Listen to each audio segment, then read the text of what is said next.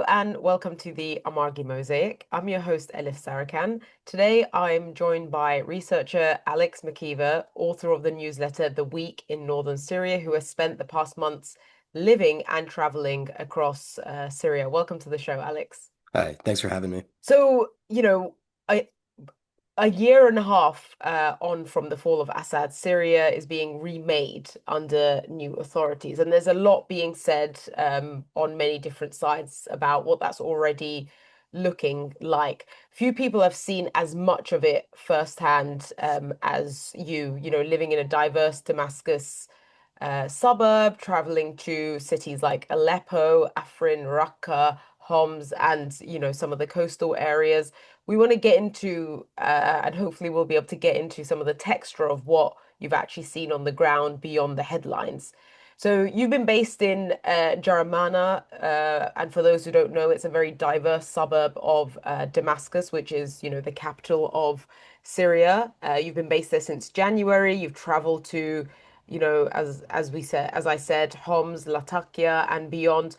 What does daily life actually look like, particularly where you're based right now? So, Jeramana is known by Syrians for being quite chaotic. It's a suburb of Damascus that's technically outside the Damascus governorate. And the number of people that live there, I mean, locals will tell you that up to 2 million people live there, which I think is quite far-fetched, but it's definitely in the hundreds of thousands. And the area is known for being like a Druze and Christian area, but it's actually way more diverse than that. There's one day when I was walking and within an hour, I think I saw every single governorate license plate, from the far northeast to the south to the coast. And I have friends from across the country that live there as well. Um, so that's quite interesting. It's very bustling. At night, it's the main street is stays busy until late in the evening. Obviously people want to ask about the alcohol. In Jeramana, there's a lot of alcohol. Um, and yeah, it's services are bad. There is water, there is a certain amount of government electricity. When I moved in there in the winter, it was maybe about 6 hours. And actually, so currently I'm in New York for a second, but going back to Syria soon. But in the last month or so, actually, the government electricity got up to, I don't know, maybe 20 hours. So it got much higher. But almost every apartment or a lot of apartments have power from solar panels. So which powers tends to power like maybe a quarter of your outlets and your lights. There's certain things you can't do with the solar panel power. You need to wait for government electricity, like laundry. But because you have this power, sometimes it's kind of hard to judge how much government electricity you're getting. Hmm. Um, But yeah, I say it's things are a bit dirty and there's not much trash pickup, but overall I find the life there quite pleasant apart from these issues. And obviously, it's coming from as an outsider and it's different. I mean, the economic situation across Syria is quite bad. So I don't want to, make light of that. Um, But in terms of sort of social life, social cohesion, I've had Syrian friends say that Jereman is actually like a model for what all of Syria could be in terms of the diversity. And I think also, in urban areas like this, like dense urban areas, sometimes people just kind of let people live and people go about their own business. So yeah, I'd say that's my view of things in Jereman. I mean, more than a year in, the transitional government is still, and as you just said, struggling with essentially running the state in terms of, services like electricity, water, some of the, bureaucracy, and obviously what's been heard about the most is, some of the security, issues and elements. To get, I guess, straight into that part of it, is the interim government actually able to govern, from keeping the lights on to keeping the state running in other ways? So I think the situation is quite different across Syria in different neighborhoods, different regions. You go to some of the nicer areas in Damascus, and yeah, there's trash pickup. Things kind of function well. I mean, no, albeit with again the nationwide economic issues. But this is kind of baked into the situation before. Certain areas were neglected by the previous regime. Um, Services are bad, non-existent. There are minimal schools. Um, so this pre-existing sort of structural issues continue. And then in terms of capability, I mean, it is hard to really separate what are the conditions sort of imposed on the government in terms of 15 years of war, the state finances being a mess, inheriting this situation, and then also their own capacity to govern. I think there's plenty of issues on both sides. Definitely, there's major issues that, regardless of who's in power, would be quite difficult to address. And then I think the way the government goes about things also is quite problematic in many ways. Um, this basically, I think the issue is mostly that so many things happen in these small circles and in opaque manners. The main ministries in terms of like Ministry of Defense, Ministry of Interior, Justice. These are all controlled by people that are very close to Ahmed and these are sort of like I guess they call them the sovereign ministries, like the foreign ministry. And then in the other ministries, there's the Minister of Education's Kurdish. There's an Alawi. There was a Druze guy. There's a Hind Kabawat. The Social Affairs Minister is a Christian and the only woman on the cabinet. But in a lot of these ministries, also, there might be people under them that might actually be much closer to the real center of power, that might be the ones making decisions. Recently, the Minister of Agriculture, who was a Druze guy, was replaced with his deputy. And I've actually heard from people that I trust that the guy who left is actually relieved because it was very difficult being stuck given the Sweda situation. He's from Sweda, feeling pressure from both sides.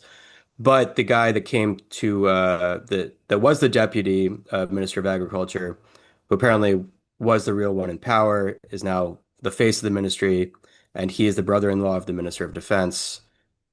And these small circles of power, I think, also affect how effective the government can be in terms of providing services. But again, it is a mixed bag, and it is hard to really draw a line on what is incompetence or them being hamstrung by maybe not trusting people outside the small circle, and then what is just the really hard, difficult situation that Syria is in economically. Mm. I mean, one of the main critiques of the interim government by actually almost all Syrians from, different communities, different political backgrounds, has been that the interim government, so led by Ahmed al-Shara, has been almost entirely focused on external legitimacy and not really internal. And therefore, some of the issues that you just touched on, are either not taken seriously or there is a sense that, it's not gonna shake their power in any meaningful way. How do some of the communities in places like Jaramana, but perhaps other parts that you've visited, feel about who's in charge now in that context, that of, seeing a interim government not that bothered about being trusted by the people that it claims to govern?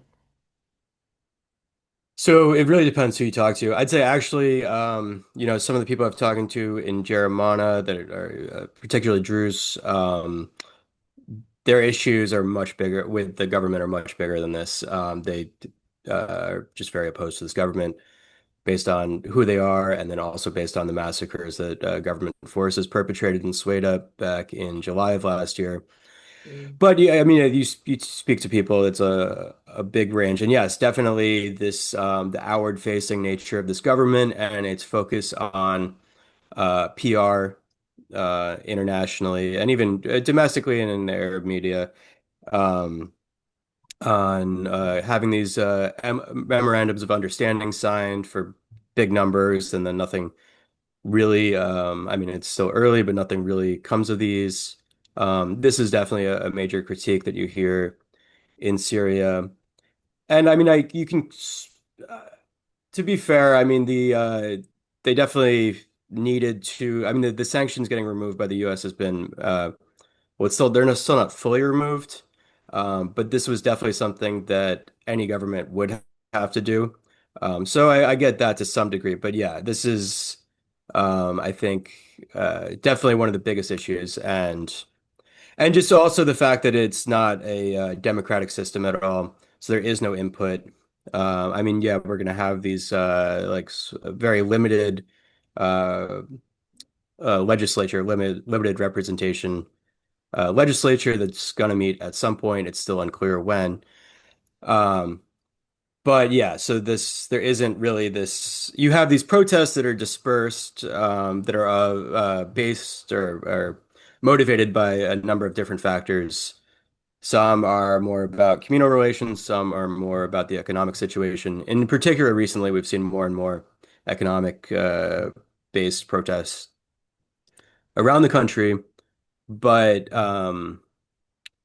yeah, sorry, I've lost my train of thought.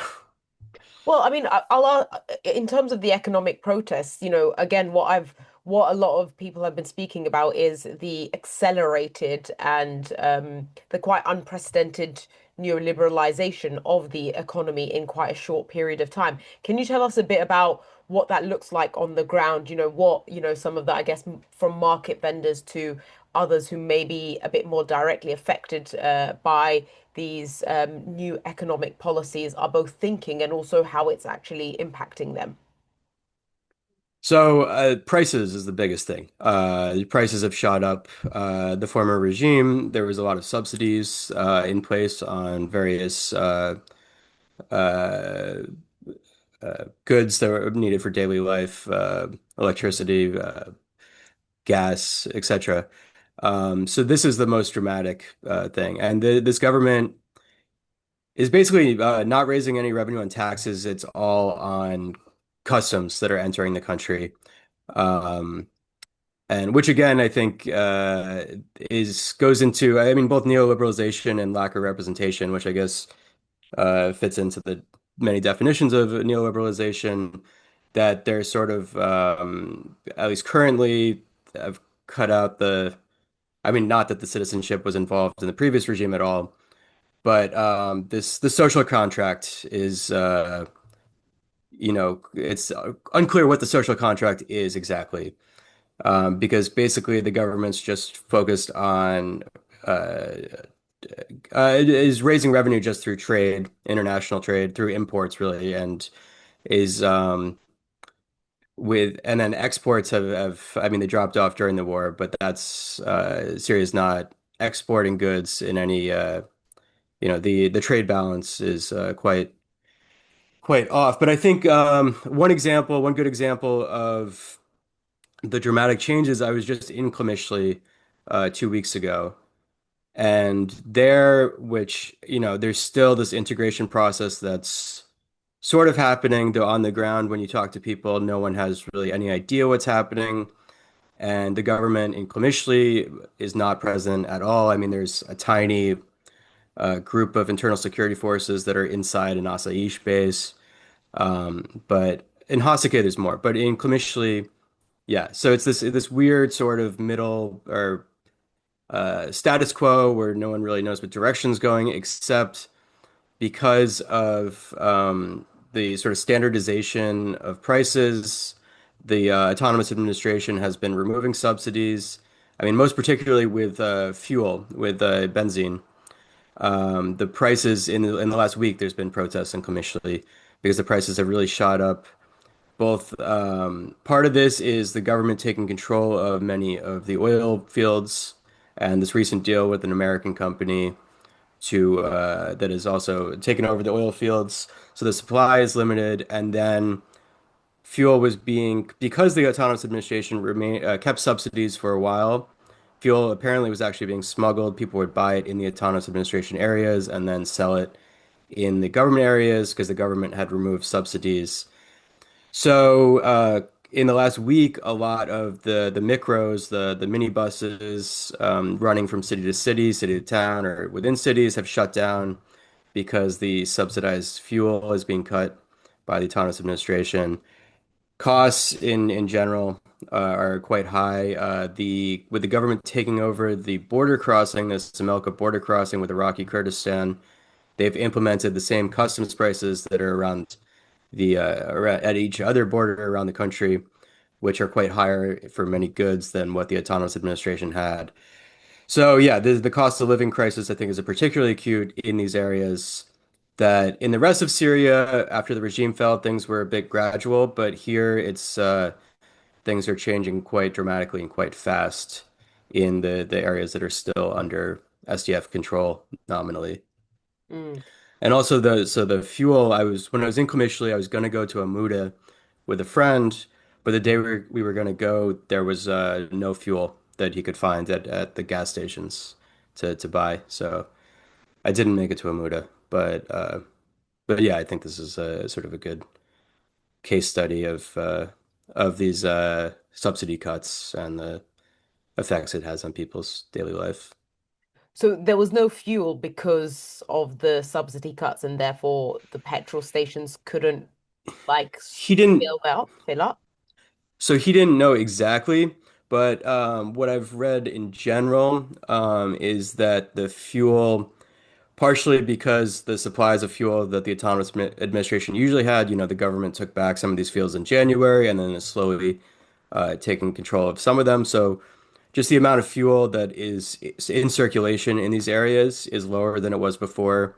And then also because previously, until this last week, the prices were lower in these areas. People from outside the autonomous administration's areas would go there to buy gasoline, some of them just for personal use, some of them to take it back to sell. So basically, the supplies have been screwed with, and he said it this day. So this was like I don't know, the beginning of the month. This was the first time this had happened, and he wasn't really clear why. But when he went to the gas station, there was no gas. And have you heard anything recently, has what the situation is with, with fuel right now? So, in the past week, there's been pretty big protests in Qamishli, in Hasaka in general. More so about the prices, but also the autonomous administration was allocating fuel to like as I said, the minibuses, public transport in general, and these allocations have been cut. I th Some I think fully, some significantly, and these are also allocations for generators that power residential neighborhoods and for water for trucks that deliver water. So very key elements of daily life. Mm. I mean, yeah, I guess, I also want to hear a bit more about the the transport because, there's obviously the fuel element of it, but there is also, a development which, perhaps is now being either scaled back or affected by the fuel crisis, I suppose, if we can call it that. Um, but until about a year and a half ago, travel between different parts of Syria was, impossible between certain parts. So now what it sounds like you're saying is actually there is transport from every part of Syria to the other part of Syria. Is that the case? How easy is it now to travel around the country? Yeah, I think two of the biggest positives that came, the most noticeable positives in terms of daily life are freedom of movement and freedom of speech. Now you talk to people, I can talk to neighbors in Jeremono and they'll talk about like this terrorist government. Like they have no fears of saying stuff like this. I mean, that's one sort of extreme example, but yeah, people, and then even in Damascus, like in terms of like the cultural scene, things are, I think, quite vibrant in a way that they weren't before. But yeah, movement is very dramatic because before people largely would not travel around the country either, even before the war. I mean, I think partially because of costs, or people would go to specific areas for like maybe go to the coast for vacation for a week or go to Damascus. But you meet many Syrians that have not been to Aleppo or even hadn't been to Damascus before. But now, yeah, it's completely open. There's buses that run from city to city.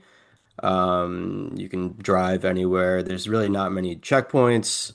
The checkpoints on the main roads, I've not seen any issues. Yeah, so like a bus to Aleppo costs about $8 US. The bus from Damascus to Qamishli costs like maybe 15. Um, so yeah, it's quite easy and everything's quite accessible.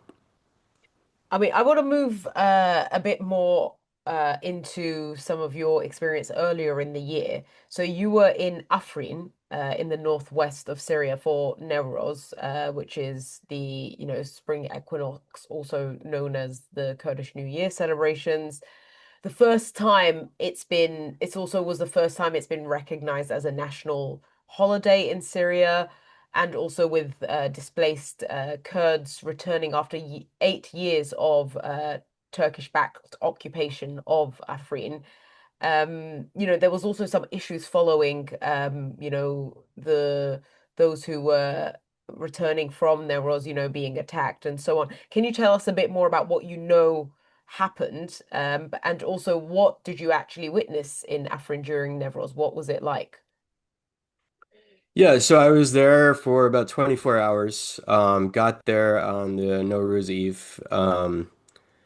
And so yeah, in the on the edge of the city, there was a big public event that was put on, and some government officials were there. There was internal security forces from the government that were, or used to be known as general security, now it's internal security, that were providing protection. And yeah, it was quite a happy event. This and there was probably thousands of people there, a ton of Kurdish flags. There was people dances. There was the bonfires. Not elected or limitedly elected members of parliament from Afrin, the three Kurds, one of them's a woman. They were there lighting the bonfires. And then throughout the city, it was just people driving around, I think throughout the region, honking, playing Kurdish music, Kurdish flags.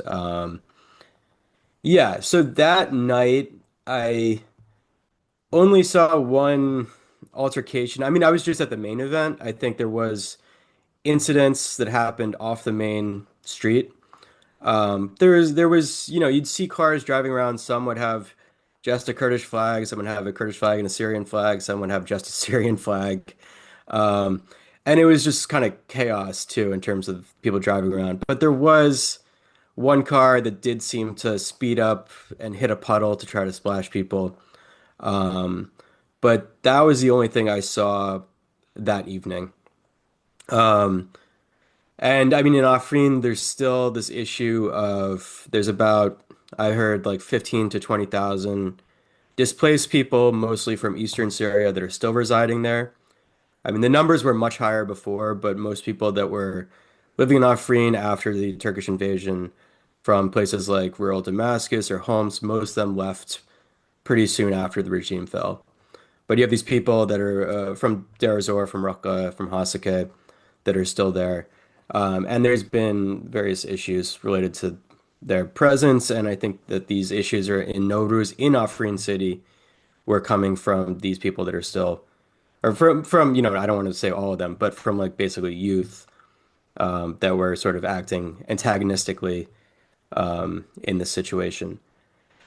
And so that was the situation during inside Afrin during the Eid holidays or the Eve, Laylat's Nowruz. And then the next day we went to several of the main sites in Afrin that are sort of famous for Nowruz celebrations. There's Meydanki, which is a lake. Um, that was quite nice, though.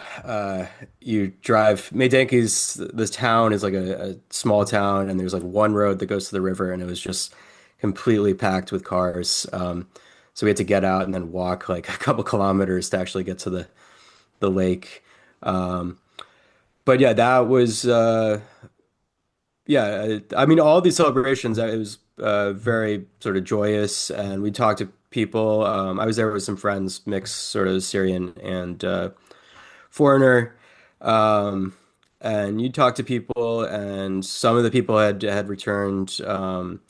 I don't know if personally spoke to anyone that had returned from Hasake as part of the convoys, but definitely spoke to people that had returned from Sheikh Maksud after the January battle. A lot of people that were originally from Afrin that had been living in Sheikh Maksud returned to Afrin.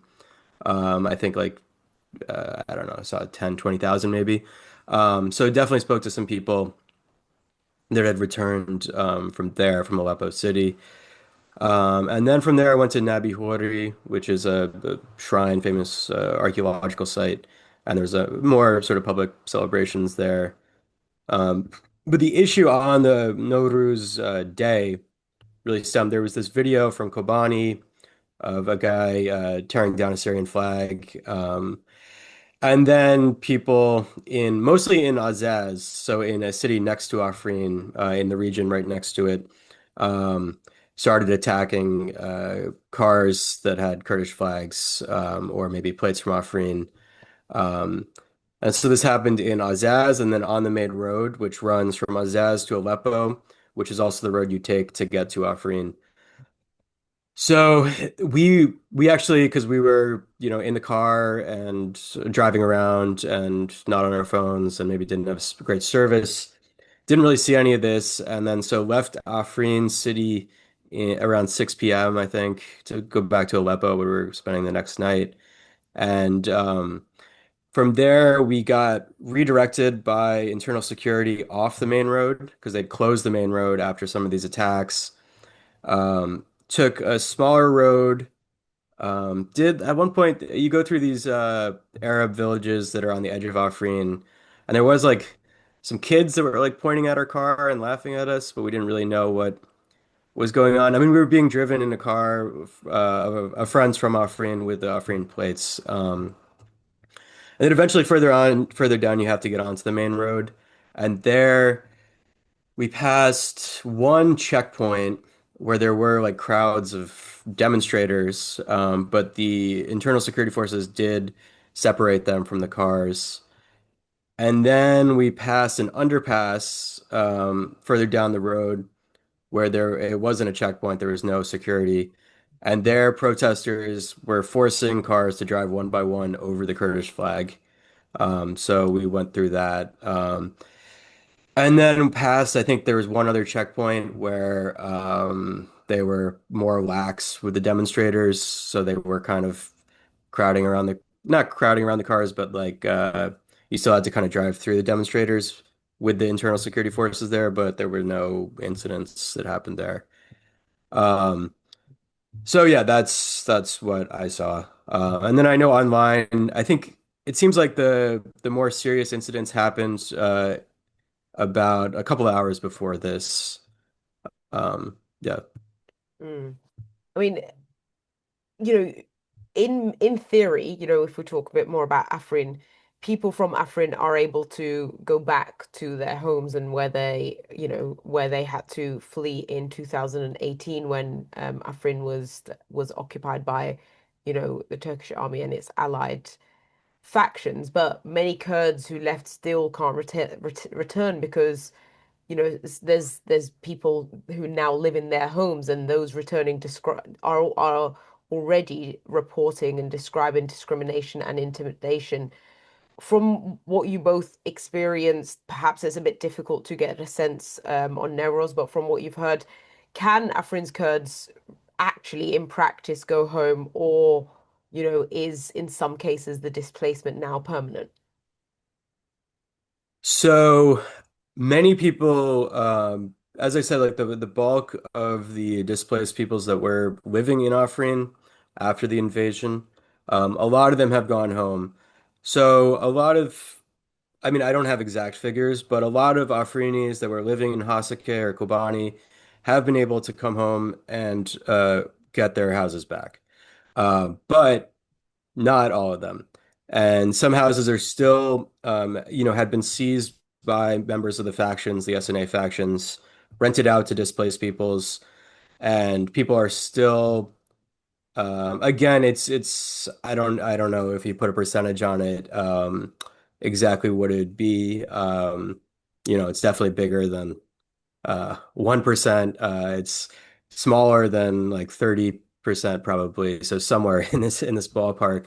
Um, so yeah, some of the people that have come back are now residing in housing that have been built for IDPs by the Turkish state, that has since been emptied. Again, I mean, I think it's in the thousands of people that haven't been able to return to their houses yet. There's also the issue of some of the people that had been residing in Afrini's homes did loot everything when they left. Again, this is something that I've seen on social media, like verified, but I don't have the exact figures on how prevalent this was. Mm, So yeah, there are certainly issues that remain to this day that prevent some of the people from returning to their property and reclaiming it. There has been efforts to try to get these remaining IDPs to return to their homes in Deir ez-Zor. About 2 months ago, the governor of Deir ez-Zor, or the previous governor, he got switched around about a month ago. But he made a visit to Afrin and met with these displaced Arab communities that are still residing there in an effort to try to figure out how to get them to leave and return to their areas. I mean, I think in some of the cases, like Deir ez-Zor city is probably the most destroyed city in Syria, so maybe it's also an issue of them not having a place to go back to. Some people, might prefer to stay in Afrin for whatever reason. Um, I haven't seen anything recently about the exact status of this. I was in Afrin in late May, and I was told then that there's about 19,000 Arab displaced peoples from the east that are still there. mm. I mean, you've also visited Sheikh Mahsud and Ashrafia, the Kurdish majority neighborhoods of Aleppo that became, as you said as well, like flashpoints in the January fighting between the interim government forces and the Syrian Democratic Forces. Have you been there more recently? And when you did go, what's the mood in Sheikh Mahsud and Ashrafia now? What are people saying? So I was there briefly. I was in Aleppo. This is when I was in Afrin in late May, and I was like staying in Aleppo and doing day trips to Afrin. Um, so to be honest, I didn't get a great sense, didn't talk to many people. I was visiting a friend who is originally from Afrin and had lived nearby these areas, so we kind of just went on a walk and we're catching up. And he actually hadn't been there in like 13 years. Um, so yeah, I can't really offer like much. I have like observations, but I wasn't really talking to many people except for this guy. Um, I mean, and what he was stressing to me is just, as I said earlier, some areas under the former regime were neglected. And like this is also what you hear in Afrin. This is what you hear out east, whether it's either the Kurdish or the Arab areas. These are areas that were not viewed as important by the regime and not worth investing in. So Sheikh Maksud and Ashrafiyeh are these, in Arabic they say ashwa'i, like random, like unzoned areas.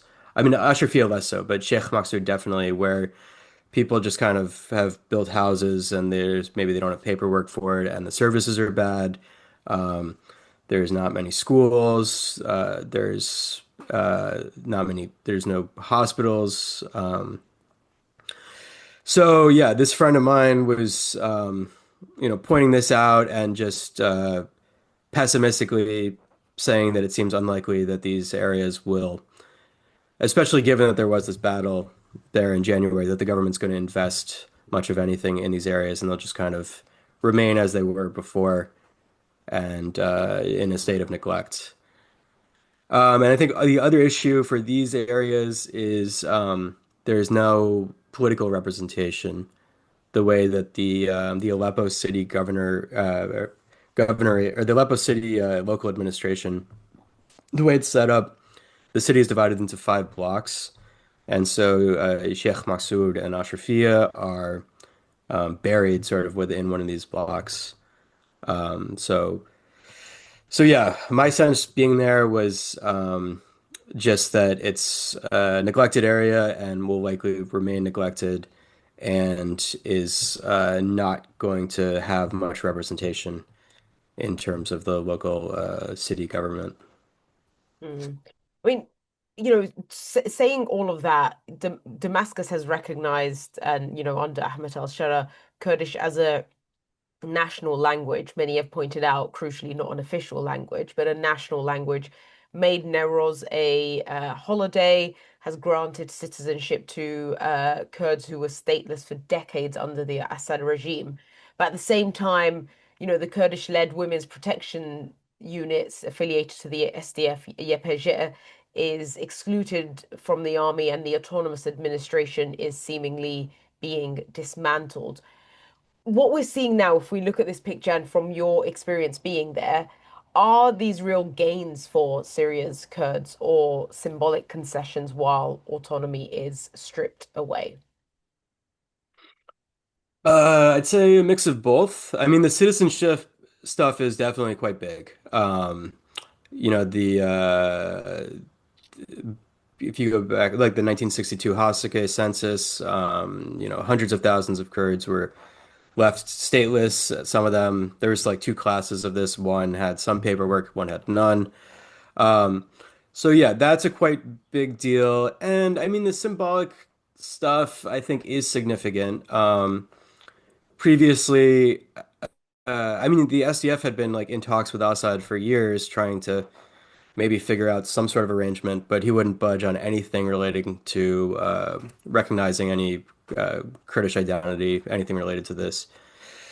So that's real. I mean, obviously, it is a tool that the government's tried to use in terms of dismantling the autonomous administration.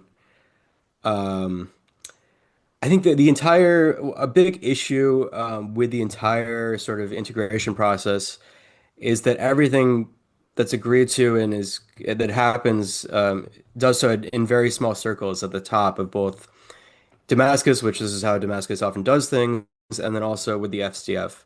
So when you go to Qamishli and talk to people and ask them like, how is integration going? They'll kind of shrug and be like, I don't know.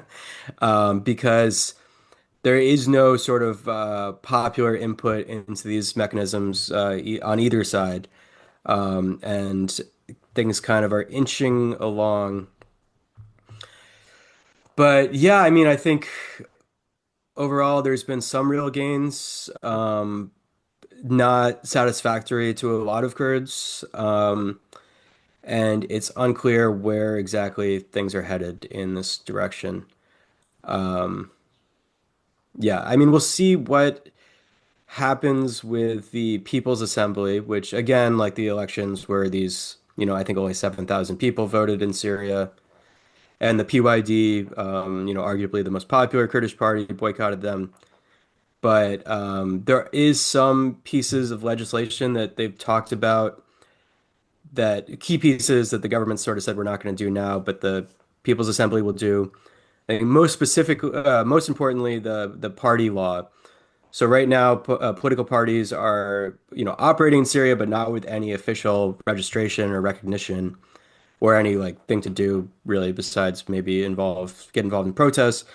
So one of the first measures that the People's Assembly law is supposed to pass is this law that will regulate party life.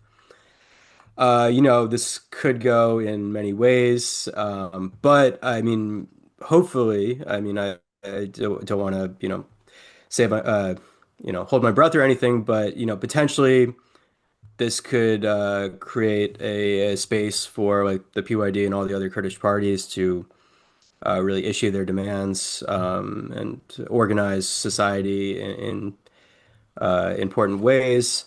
I've also heard that there's this law on the books already from the Assad regime that was it's a local administration law that was supposed to devolve some power to local administrations. And I've heard from someone that the People's Assembly is supposed to like look into this law and sort of reenact it in a way that will decentralize things, which could also be quite beneficial in terms of local government in Hasake and Kobani and Afrin. Mm. So everything in Syria is sort of we'll see. There's definitely many worrying signs and sort of negative trends in terms of the government's centralization of power around this very small circle. Um, there are positives that have happened. Uh, yeah. And then I think in terms of there recently actually, which was another positive thing, is that the Ministry of Education recognized the certificates issued by the Autonomous Administration schools, Mm. not the universities because that's the Ministry of Higher Education, but for the secondary schools and the primary schools. And this is really important because, for the last 14 years, the Autonomous Administration has operated its own curriculum, which is not accredited. And so everyone that went through the schooling system was kind of in limbo because their degrees weren't recognized. But the Ministry of Education has recognized these and has said that the Autonomous Administration curriculum will continue for into the next academic year. Mm. And then after that, what I've read is that from the SDF side, they've pushed to have the to be agreed upon national curriculum that hasn't been drafted yet, like a new national curriculum, to be offered in Kurdish. And apparently, the Minister of Education, who happens to be a Kurd himself, agreed to this proposal, and it's been sent up to the presidency. But we'll see what happens with that. So, I mean, I guess overall, my point is that things are in flux. There's plenty of negatives. There's some real positives, and it's quite hard to say what's going to happen because everything's so opaque in terms of the decision-making process. I want to finally ask you, most researchers or journalists or just those interested in, Syria or often other parts of the region kind of, parachute in, spend like a few days there and then, make quite, overarching claims about what might be happening. But you've spent, quite some months there and been living there and, will continue to live there. From, in the last several months, what surprised you most, positively or negatively about life in Syria? I mean, I guess I need to do more self-reflecting. But I mean, from the very first time I went after the regime fell last year, I was living in Jordan. Um, Damascus is just a really great city, and social life there is great. You meet people from all over Syria. Um, yeah, I mean, I guess also just being able to move around so much. I guess I sort of with so much in Syria, I feel like as a foreigner that I mean, I speak Arabic. I can get around. I wouldn't say I'm like super high level, but enough to like do some interviews and live daily life. Um, you kind of because nothing's like written online about how to do things, you sort of have to figure out everything yourself, talking to people and going through it. So like you kind of knew that you could take the bus to Aleppo, but then once you do it, you're like, oh wow, this is actually like very easy.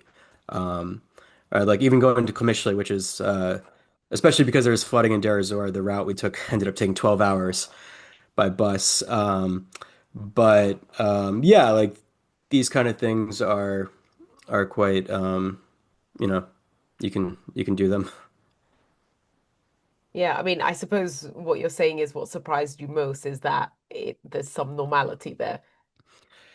Yeah, but I mean, I don't, I think there's normality everywhere, to some degree. I mean, unless you're in like a real, I guess, conflict. I don't know. I mean, in many conflict zones too, there is. But yeah, things I'd say in Damascus are quite normal. Even incrementally, though, I mean, things were because of like the economic situation, things, this is the first thing people talk about, but like, daily life does go on.